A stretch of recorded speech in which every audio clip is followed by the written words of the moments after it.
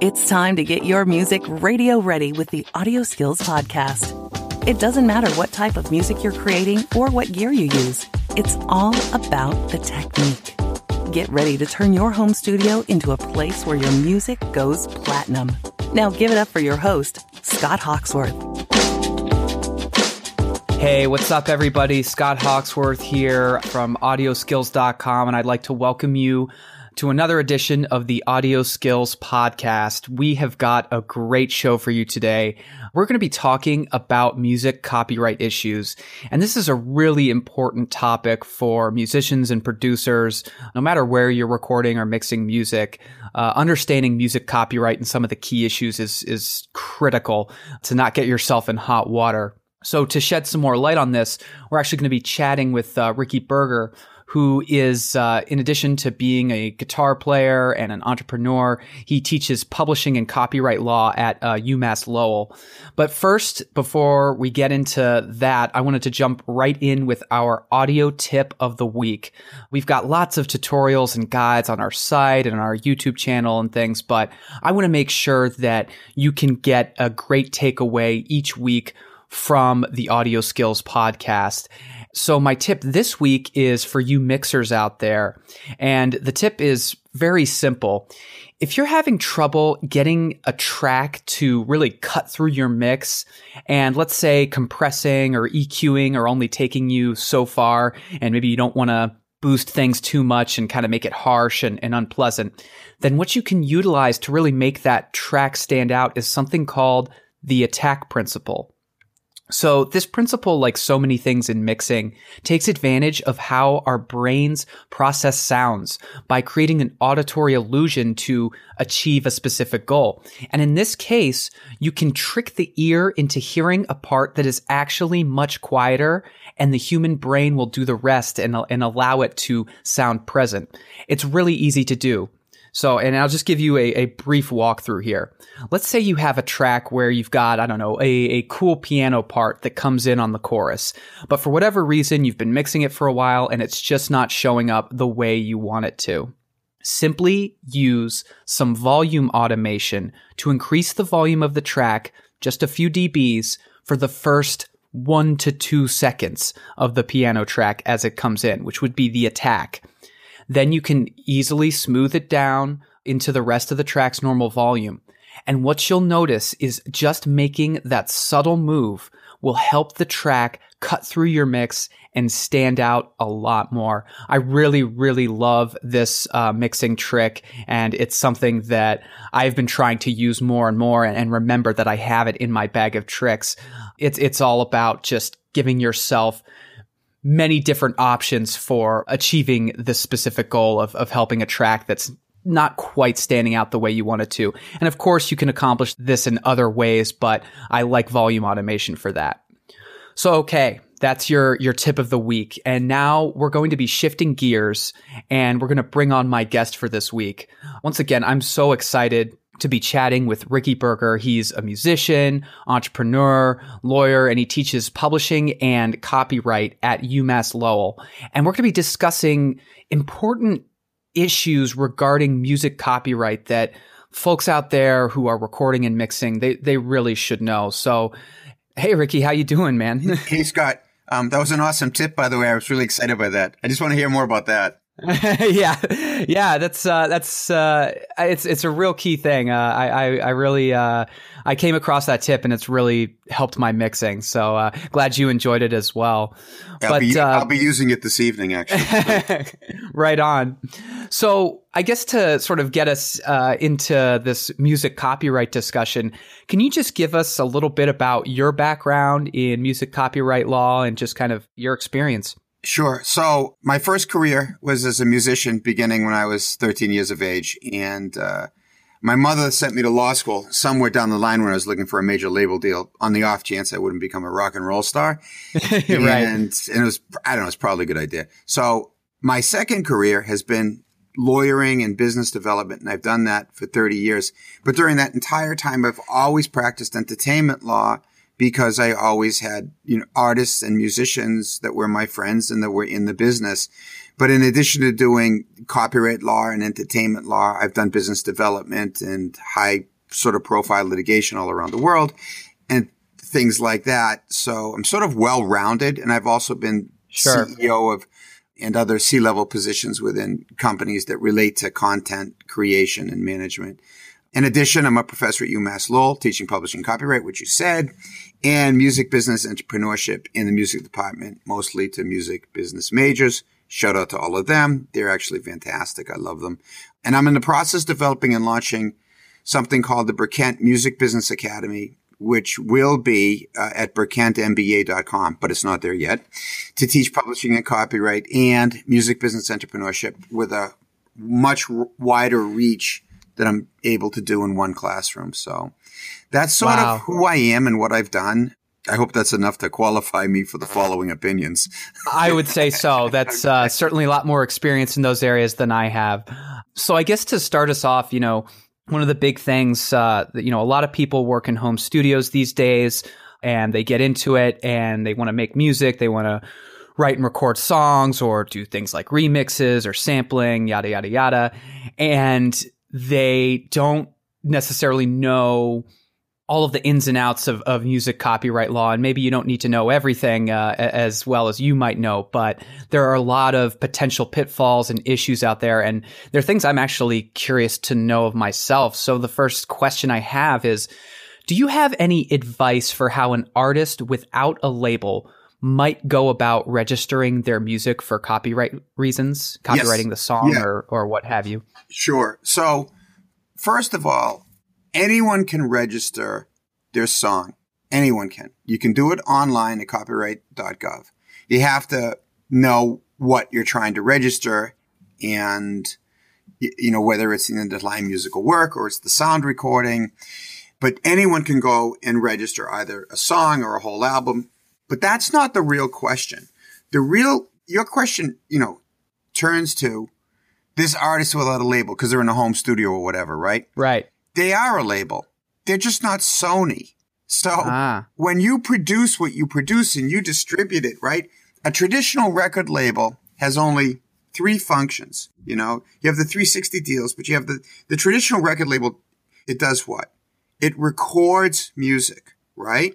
It does what? It distributes music. And it does one final thing. It promotes music. So if you're not signed, Scott, to a label, and songs pump out of your studio and you distribute it in the world and promote that, guess what you are? You're a label. You're a label. Walks like a duck, talks like a duck. You're a label. So you have to, and all your listeners have to recognize and think of themselves as labels. That's the first empowering thing that you can do. Okay. So, but then what should you do as the label? Well, the first thing you have to understand is there's two distinct rights, at least two distinct rights that are involved with what happens in the studio, regardless of the size studio or how well the song is mixed or mastered. And that is who owns the rights to the underlying musical work and who owns the rights to the sound recording. And those are different things. Like, have you ever heard that before in sort of what you've done? Yes, that there are two different things. Yeah, I was actually reading up on remixes and things like that, and there was an article I had read that was talking about the two different rights there. Yeah, exactly. So the real question is, all right, not whether I go to the Copyright Office online and I file for a copyright. The real question is, who owns the rights, the copyrights to this underlying musical work that we've just recorded? Because before it was recorded, it was a musical work that existed, right? There's a copyright to the song. And this is a really hard concept that I teach that is really important to get, even though it's hard. There's a difference between the song and the sound recording.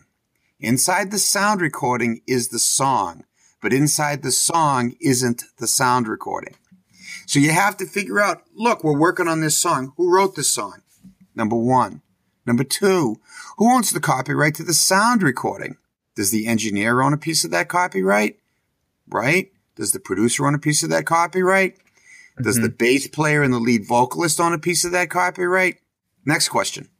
These are the real questions. See, your question leads to the real questions, all right? What happens if an authoring band member leaves the band? What happens to the copyright? Who's in charge? By the way, dude, that's the correct answer. Who's in charge of the publishing administration deals and auditing? Like, even if the band stays together, or if you just wrote the song but there's someone else involved, who gets to decide whether the song's used in a Cadillac commercial or a piece of pornography? Who has those rights to figure that out? Who makes the deals? Can one author do a big sub-publishing deal without anyone else's approval? You know, now this brings me to the big question. Let's say there's more than one writer that's come into your studio, or you have a co-writer. So I'm going to call them a band, right? But it's basically when there's more than one person involved. But the band, I'll call it the band. Mm-hmm. Does this band have an LLC? Does this band have an operational agreement? Does it have a partnership agreement saying, here's how we deal with those issues? Because here's the bottom line to this question, right? If one member files a copyright, right? So he says, yeah, I'm going to go online for the band. And I'm going to file a copyright. And me and Bobby wrote the song. So he's going to put on the copyright, me and Bobby wrote the song, right? But then someone who's a member of the band right now leaves the band, or someone who's a past member of the band that wasn't there when the filing happened disagrees. Guess what they do? They file. No, they sue. Oh, they sue you. Yeah. Or they send a cease. So they hire someone like me. Yeah. The filing of a statement of ownership, right, in the Copyright Office is a statement. It's not necessarily the truth. Okay. Right. So, to paraphrase Bruce Lee, seek the truth, my friends. And the way to do that is what I say to my class about my own studio, or when I'm in another studio with one of my songs, nobody presses the big red button until the papers are signed. Mm-hmm. So that's the big takeaway. And that may sound really daunting, like about all the work that you have to do to get it done. But if you're a professional with what you're producing and distributing and promoting in the world, once you go through this one time and know how to do it, it becomes easy. Right. Does that make sense? That does. I guess my one question sort of related to that would be, so that makes perfect sense, especially if you're working in a band and things like that. You want to get that agreement down. But let's say it's just an individual, producer in the studio. I guess there's not much paper to sign if it was just one person. Like if it was just me and I write my song and I record it. And you're the only player, right? You're the only player. I'm the only player and I'm the only singer and that's it. So it might just be a matter of, okay, I need to go to the copyright site and file the song and the recording. Yeah, you're all set. But you actually don't have to do it, okay? Because copyright law in America, in the United States, does not require it to be filed at the Copyright Office for you to have protection. You have protection the moment the song is placed in a tangible medium of expression. So, and that includes for the sound recording itself. So you actually don't have to file the copyright. By filing the copyright, you get some additional rights with respect to litigation and such, but you don't have to immediately run to the office and spend whatever the filing fee is to do that. But you can if you want to, and that's fine. And you're right, because if it's all you, it's much simpler. That's true. That's absolutely true. So, normally I tell people, to be really super protective, because when I'm wearing my lawyer's hat, that's sort of my job, is to be super protective. But in this area, you don't have to spend that money every single time. But you also, when you send out demos, or when you're trying to get other people to cover your material, or you're trying to exploit your material through publishing or otherwise, I like to personally, when I do this with my own content and for clients, I say that this is for demonstration purposes only and not for public distribution, so that I maintain my rights of what they call first use, so no one else can cover it. And no one else can cover your original work until you publicly distribute it. That's what the law says. So I still protect that when I'm sending stuff out into the world to see if, it can be in a film or it can be in a commercial, or some other band may want to record it. So I do that. But if people want to go file the copyright for a song that they adore, and they say, this song's going to be big, I love it, they should feel free to do so. And then if they're the only one on the track, it's that simple. And this actually leads into some interesting questions here. So, okay, you have written and recorded this song, and maybe it's just you for simplicity's sake, and you then say, okay, well, I have the copyright to this by virtue of me creating this original work and all that. And then I upload it to, let's say, YouTube. Now, a lot of people are kind of afraid, and I've gotten questions about this before from AudioSkills subscribers with just sharing their stuff. They're like, don't steal my melody, don't steal my idea. But then they put it on, they might put it on YouTube or something like that. So, and correct me if I'm wrong, what you're saying is if I were to put that on YouTube, I've now opened it up to getting covers at least, but I would still have my copyright. Is that true? Yes, it is true. But okay, wow, oh my God. So I'm sorry, I have to take a second. For any artist to say, I don't want the world to hear my music because it could get stolen. Oh yeah, that's an insane thing to think. I've gotten it before. People have said that to me, and like they've sent me like something they made, and they're like, oh, I haven't published this because I don't want it to get taken, and they were scared that I would take it. Like, I'm not gonna steal your song, man. But when I first started doing entrepreneurial things and was raising money for companies, you have your business plan, right? But your business plan was always marked as proprietary and confidential, and do not share it because it's your business plan and you don't want to have people steal your plan. Okay. So when you start to go to angel investors or venture capitalists and you say, you need to sign this non-disclosure agreement, they all laugh at you, right? And they go, we don't sign non-disclosure agreements because we're not going to steal your idea because we're not in the business of stealing business ideas. We're in the business of investing. And then you have to make this really big decision whether you care enough to show it to them and not be protected. And then you do. And I've been doing this for 20 years and no, I've never even heard of anyone stealing the idea. But here's the corollary in the music industry, right? So copyright protects artists. And so far in our discussion, we're talking about whether our people who are putting stuff up may be infringing other people's rights. It goes the other way. So our people, the people that are, learning from you or, me as an artist, when I post something, I have rights too. I have copyrights. Now that copyright means that nobody can copy my music.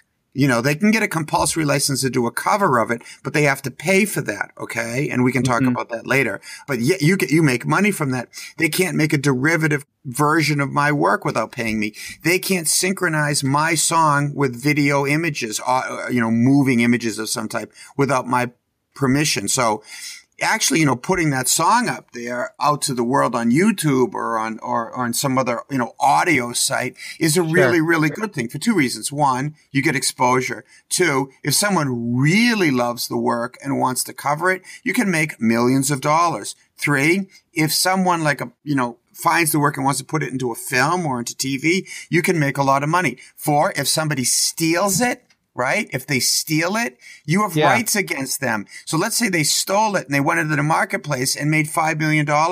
If they actually stole it, you have rights against them. And the elements of proving that they stole it are two.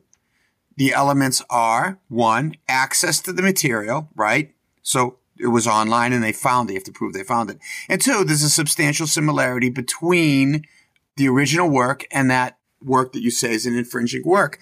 So not that I'm in favor of people trying to, make sure that they have litigation because nobody wants to go to court. You don't. But sure, if it happens, that songwriter who put the song up, who may have had that song stolen, has rights. So for all those reasons, I just say, put your music out there. Put it up there. Yeah. The world it was made to be heard. Right, Scott. It needs to be heard. Put it up there. Absolutely. So now this is interesting. I think I'm going to shift gears just a little bit, but we're talking about, creating this original work and releasing it. Sometimes, and I've done this myself when I've written a song, sometimes people will come up with a melody that is similar to an established song, or maybe too similar, but still diverges. Is there a good way to know when a melody you have come up with might be getting into risky copyrighted territory? And what advice might you have for artists to steer clear of this issue?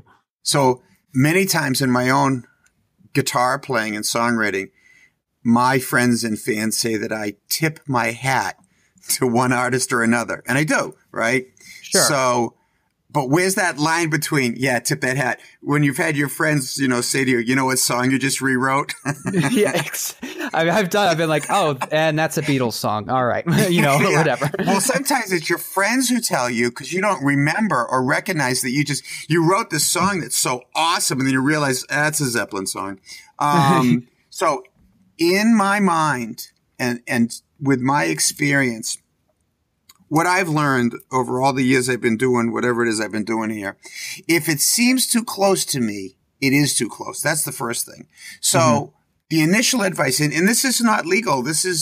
Well, I guess it is, but it's more than that. Trust your gut. Okay. You have to trust your gut about how close you think something is.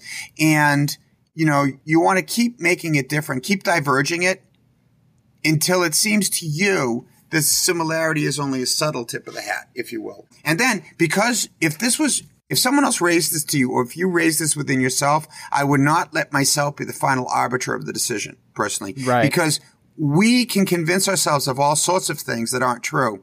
We're too close to it. Yeah, we're too close to it. So that's where I have other people, maybe even an entertainment lawyer who's in your network, but maybe not, but maybe. But other people that's close in your network who you trust, okay, to listen to the song and the other song and help you decide.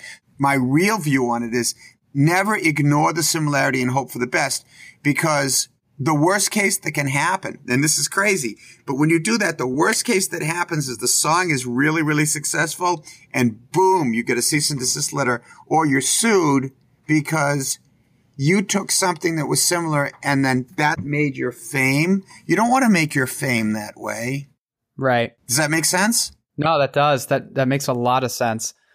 So I guess shifting gears again, and this is something that I know a lot of people, especially folks who like to make rap and hip hop, but also in other areas, do like doing, and that is sampling. It's pretty popular, but some people, I think they do, especially if they're just starting out, they may not know or may not care, but they'll just say, okay, I'm just going to take this beat or take this song and do my thing and just sample it without taking maybe the proper steps. So do you have any advice, just some quick hits for folks who might be interested in trying to sample something for use of a song in their production, and what the best practices might be? Sure. And by the way, these questions are awesome. I mean, geared to music creators and mixers and producers. These are really great questions, and I really like them very much. So, oh, for sure. So here's the thing. This whole issue about sampling has been going on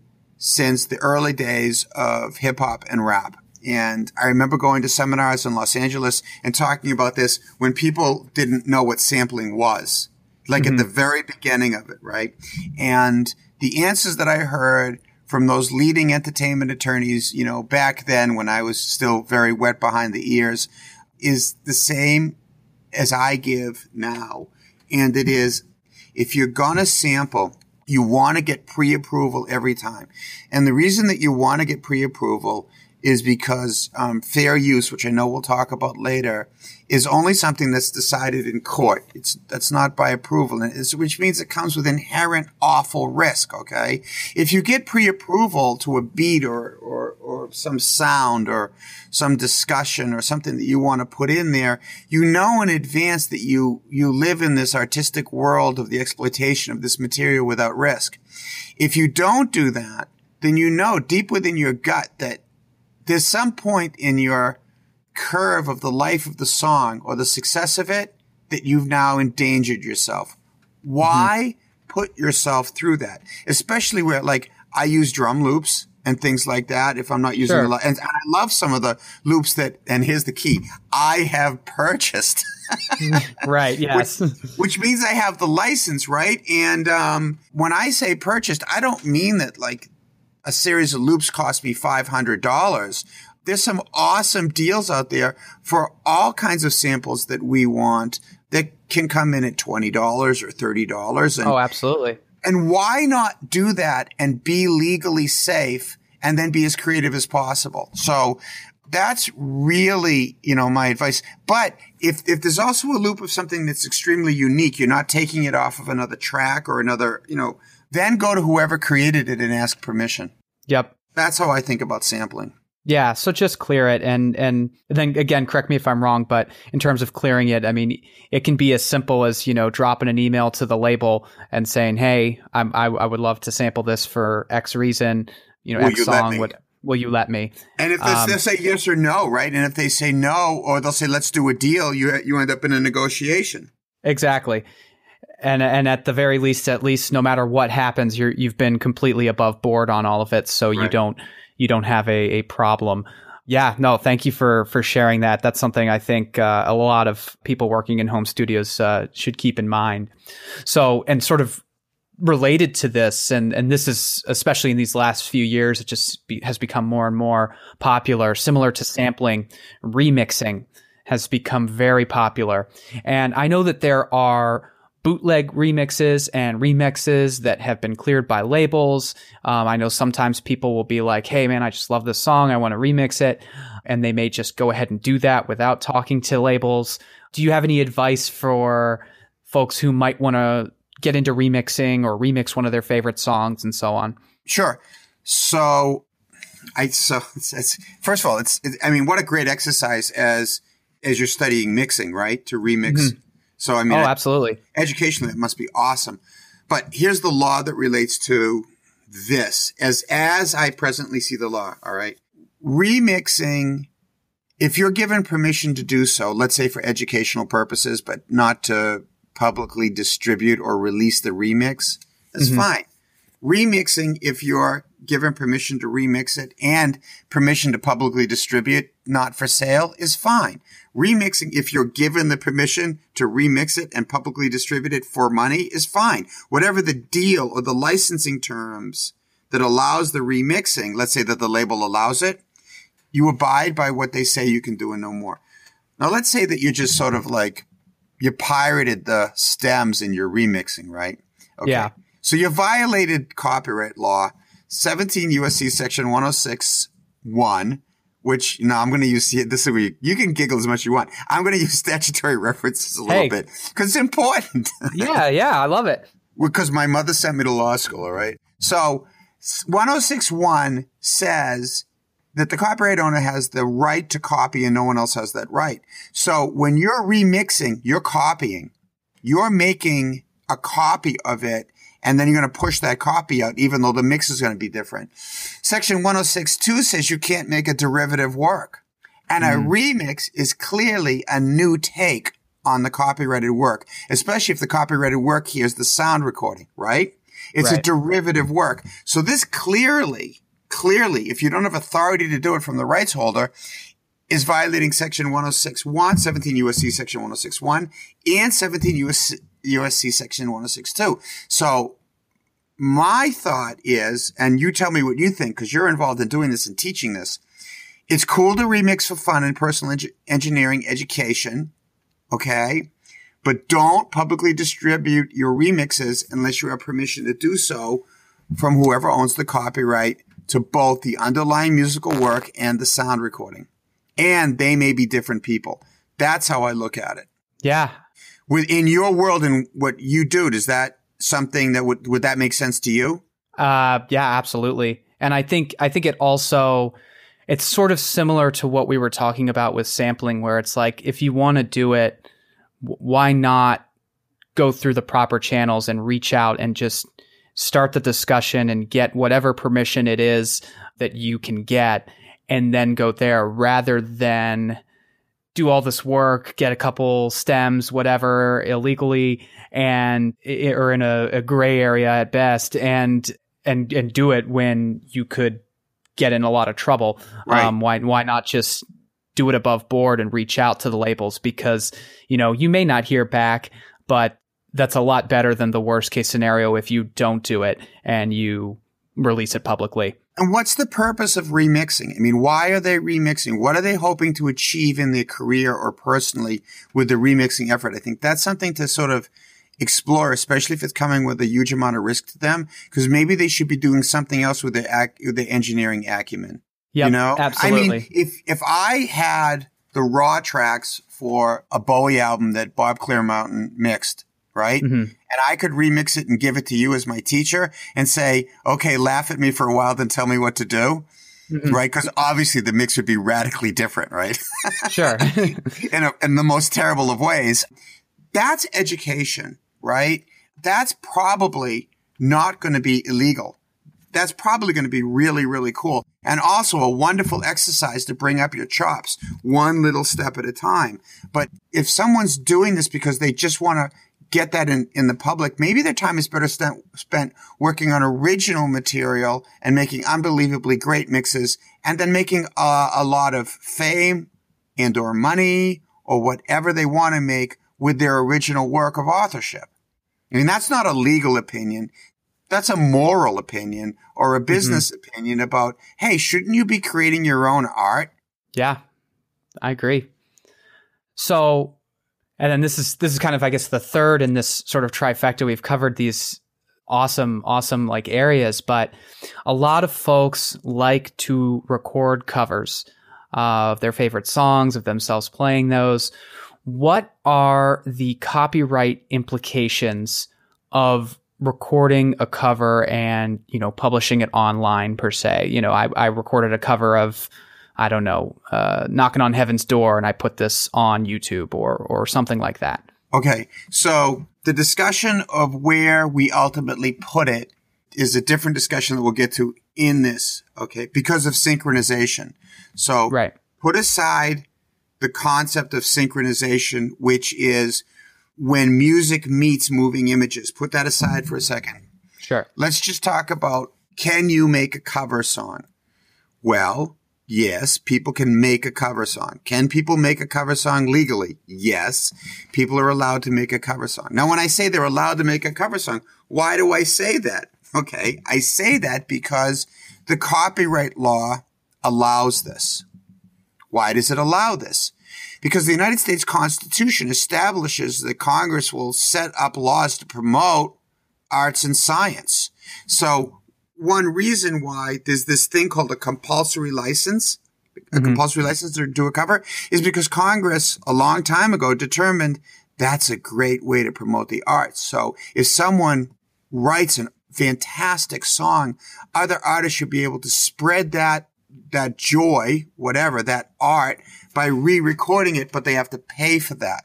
So that's what a compulsory license is, which means you don't have to go to the rights holder. You just have to go to a clearinghouse, get a compulsory license, then do the cover. So the way that works is, for instance, the Harry Fox Agency, where you can get a license to do a cover. Let's say you want to do a cover of Knocking on Heaven's Door? Sure, yeah. Okay, we're going to do that one. So whoever owns that, does Dylan own that? Dylan or his publishing company and Guns N' Roses had to get a license to do that cover. Oh, yeah, they did, yeah. They did. So how do you get the license? So you get the license, you go to Harry Fox, or there's other websites, but Harry Fox runs most of this. And you say, I want to get a license. And the online forums are going to say, well, what are you going to do? Are you going to make a CD? So let's say, yeah, I'm going to make a CD. How many copies are you going to make? And you say, well, I'm going to make 500 CDs of that song. That song's going to be on 500 CDs. Say, okay. So the rate that you pay per copy as that song is imprinted on the CD is 9.1 cents for any song 5 minutes or less, or for any song greater than 5 minutes, it's 1.75 cents per minute rounded up. That's how the law works, right? That rate is established by judges in what they call the Copyright Royalty Tribunal, who established that rate. So this is how that works. So now here's the thing. When the internet started, right, and you wanted to distribute an MP3 of a song for free or for money, right, that's just like a CD, but it's happening over the interweb. So there wasn't a way to clear that at first, but now there is, and it's simple. You know, let's say I'm back on Harry Fox, right? And the question is, well, how are you going to distribute this download? Not a streaming thing. It's a download, right? How are you going to distribute this download? Oh, I'm going to offer it online. Oh, okay. How many people do you think are going to download it, right? And I say 500. Okay. And then the system spits back, well, you owe me 9.1 cents times 500, which is not a lot of money. That's cheap. Okay. Right. Pay that small amount of money and you get your digital download license. But then the system says to you, if more than 500 people download, we're not checking on you. You have a duty to come back and get another license. So you can snicker all you want, but if you put this thing up for download and 300,000 people download it, you got to remember to go back and pay more money. Otherwise, you're in big trouble. But it is as easy as can be to do that. And that's how you can do that for the cover. Now, with respect to putting it online for people to stream it, but not download it, that works differently. Let's say that you had the compulsory license so that you could make the cover, and you make the cover, right? And then you put it onto a site where it streams. Here's the thing. This is the next complicated thing. When a song is publicly performed, right? Mm-hmm. That brings into play a public performance right. Because because that's one of the rights under 17 U.S.C. Section 106. And 106 is where all the big pie of rights are. Okay? When a song plays on terrestrial radio, right? Somebody makes a royalty, right? Mm-hmm. When a song that's been placed in a film plays in the theater publicly, somebody makes a royalty. Yep. When you do a cover song and you put it on the web, okay, and it streams, that stream is a public performance just like terrestrial radio. Mm. Someone makes a royalty. But, dude, it isn't you. It's whoever owns the underlying musical work that you got the right to make the cover of. So, here's a band from the past, Van Halen. Van Halen made their big mark in the world by doing cover songs. They were known as the very best backyard party band in all of Los Angeles. They were a crazy awesome cover band before they became who they became, right? So their first hits were what? Pretty Woman. When Pretty Woman played on the radio, right? Roy Orbison's people got that check for the public performance, right? That's how that works. What King song did You Really Got Me? Yeah. Same thing. So if you put the cover up online and you have the rights to make the cover, that's fine. When it streams, as long as the website that's streaming it has its blanket license with ASCAP and BMI and CSAC, which are the United States Performance Rights Organizations, whoever owns the rights to the underlying musical work will get paid a royalty. So that's just fine. So that takes us through all of that, okay? But now let's get to YouTube. Yeah. Because you started with YouTube. The fact is, even if you're absolutely, completely clear to do a copy and to distribute a copy, because that's what the law says you're allowed to do, you do not have the right to make a copy and synchronize it with images. That is not a right that Congress in the Copyright Act has allowed artists to do. And before I move past that point, let me just talk about why. Okay. When you do a cover, you're just doing your own new interpretation of an original song, right? But when you combine a song with moving images, you create a completely different work of art. So if I take a U2 song and I synchronize that up in a promotional way to images of a racist organization in the Deep South, okay? I have changed the very fabric of this artwork, right? Yes. Yeah. Okay. And I can come up with all kinds of outrageous examples like that. But that is exactly why, if you want to synchronize someone else's music to moving images, you need their direct permission to do so. So what that means is you really aren't allowed to post the cover on YouTube. And I mean, the practical reality of that is if you do so, and let's say 300 people watch it, right? You might be okay if you're not picked up by the algorithm, right? So you're probably not going to be targeted to be in violation that could lead you to a lawsuit. But that being said, and this is like me being conservative, you have to realize that if you do get sued, the law allows for damages against you who put that thing on YouTube, whoever that was, of up to $250,000 per violation. The likelihood that that would happen is very remote, but still, that's your exposure. So I say that if you have 300 views, but if you put this cover up and you get 300,000 or 3 million views, I mean, I know you can feel this in your belly right now. You, my friend, or I, my friend, are in the danger zone. Right. We are. And so in my mind, why put yourself at risk if you're going to try to do something big?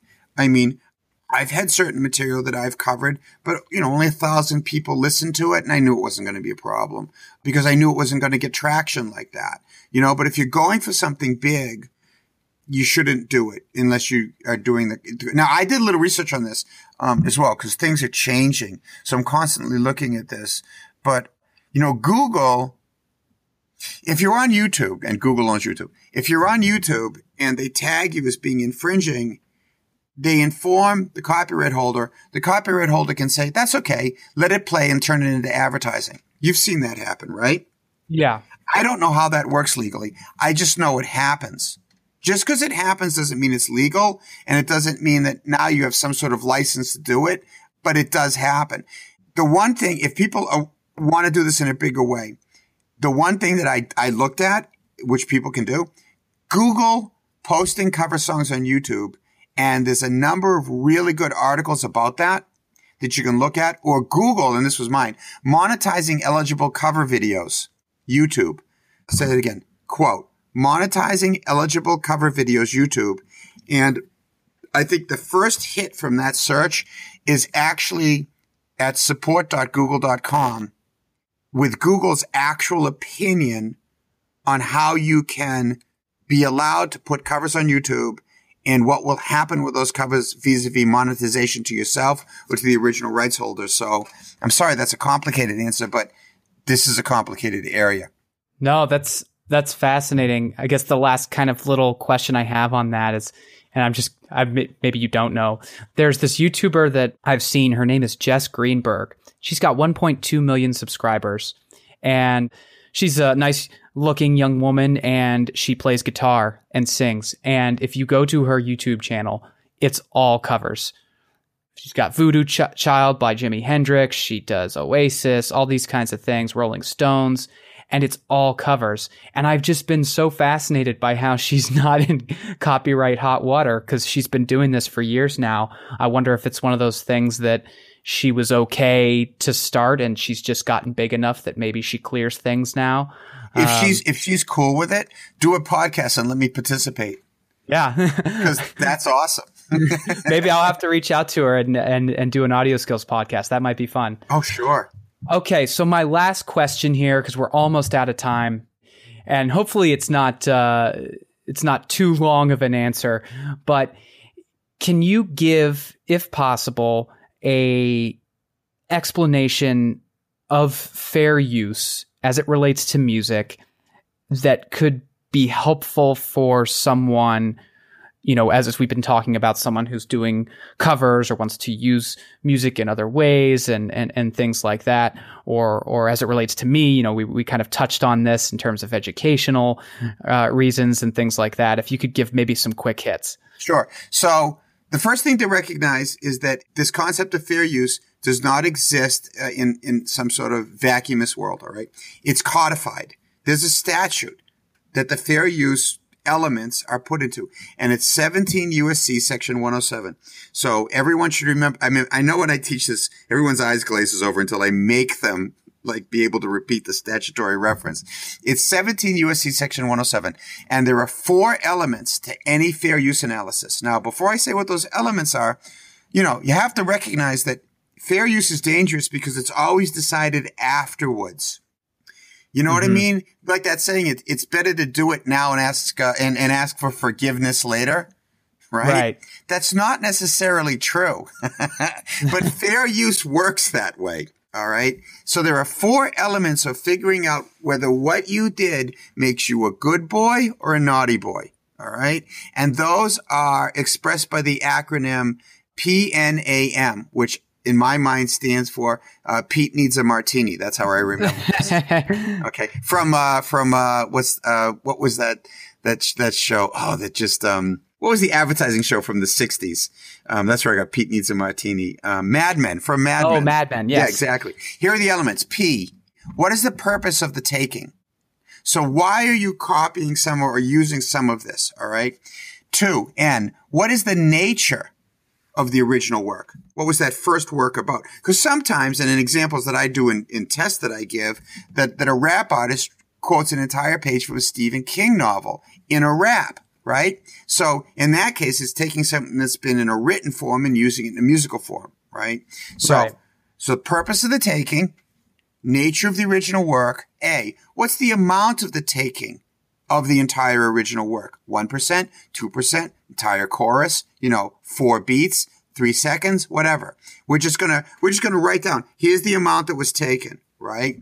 And then finally, M, what is the positive or negative market effect on the original work of the taking? So those are the elements that you look at with any fair use analysis to figure out whether it's fair or unfair. And frankly, like I teach my students, I can take any set of facts, and so can you, if properly trained, and argue each of those elements in either direction. That's the thing. That's the act. Now, in this world of music, there's all these old wives' tales that, like, as long as you don't take 3 notes or 7 notes, or you're all set. You're not all set.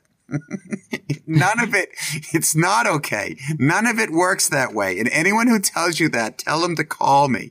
It does not work that way. It works under this analysis, right? Because if you just go da da da da, do you have to go da da da to be an infringement? I don't think so. Yeah. If you're taking what's essentially the essential elements of the song, right? It's not fair. And now with the Marvin Gaye case, with blurred lines. Yes, that's made it messy. Oh yeah.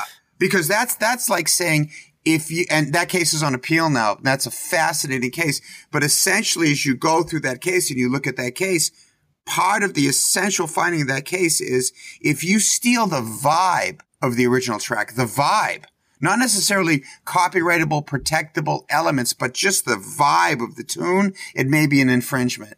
So I don't know exactly how to measure fair use against that. And I was thinking about that case, and like lots of times on tracks, I sound a lot like Jimi Hendrix because I love Jimi Hendrix and I want to recreate. I mean, what's more cooler than that vibe? There are times I want to create that, and if I create the vibe, but the melody's different and the chords are different, am I still infringing? If I have chatter in the background, like that Marvin Gaye track, which is also on Pink Floyd tracks, am I infringing? Is every Stevie Ray Vaughan solo an infringement of Jimi Hendrix?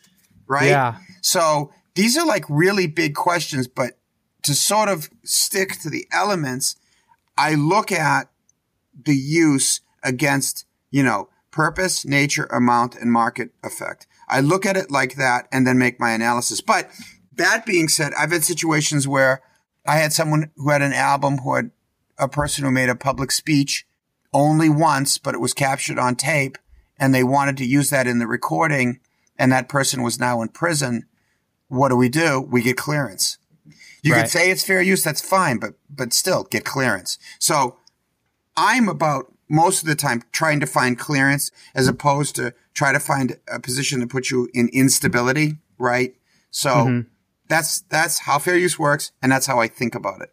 Awesome. Well, Ricky, I wanted to thank you so much for coming on today and joining us and kind of shedding some light on these issues.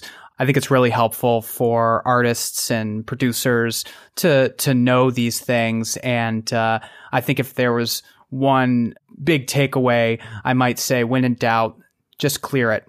Yep. and then you'll be safe, because better safe than sorry. Especially if you're spending so much time on a piece of music, something that you want to show the best of your work, just clear it. So that's it for us today here on the AudioSkills Podcast. I wanted to thank Ricky again for being on. If you'd like to learn more about his work, you can find him at Richard Kent Berger on LinkedIn. And Thank you guys so much for joining us today. For links and information about today's show, you can check out our show notes at audioskills.com/podcast and go out there and make some great music. And if you're gonna sample things or remix things and such, just make sure you clear it first. Thanks, Scott. Ready to go even deeper with your recording, mixing, and music production? We've got all the info and techniques you need in one place so you can turn it up. Go to audioskills.com and access a huge library of video tutorials and private workshops so you make progress even faster. Come back next week for a brand new episode of the Audio Skills Podcast.